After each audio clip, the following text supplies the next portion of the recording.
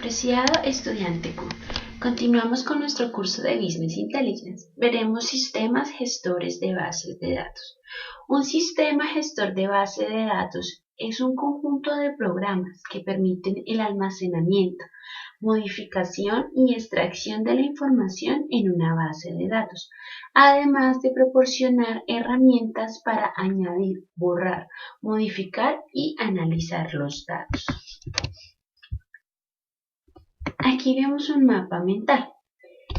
Entonces, los sistemas gestores de base de datos pueden ser comerciales o libres. Dentro de los comerciales encontramos varios. Está Oracle, Microsoft SQL Server y Microsoft Access, entre los más conocidos. Y dentro de los libres encontramos Postgres y MySQL. Los sistemas gestores de bases de datos facilitan los procesos de definición de base de datos, lo que es especificar los tipos de datos, estructuras y restricciones. Construcción de la base de datos, almacenar los datos y manipulación de la base de datos. Consultar, actualizar, diseñar y generar informes. Si la base de datos son los datos almacenados, el sistema gestor de base de datos es el programa o conjunto de programas que gestionan y mantienen consistentes estos datos. Una base de datos se puede mantener manualmente, pero es un proceso tedioso, o mediante un sistema gestor de base de datos. En cuanto a la clasificación de los sistemas gestores de base de datos, tenemos tres.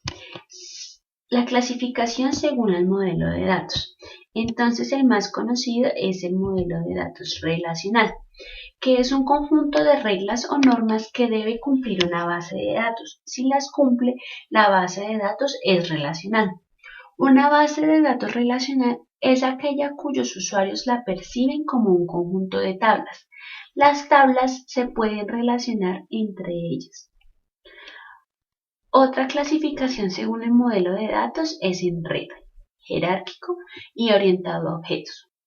La clasificación según el número de usuarios del sistema gestor de base de datos es monousuario y multiusuario.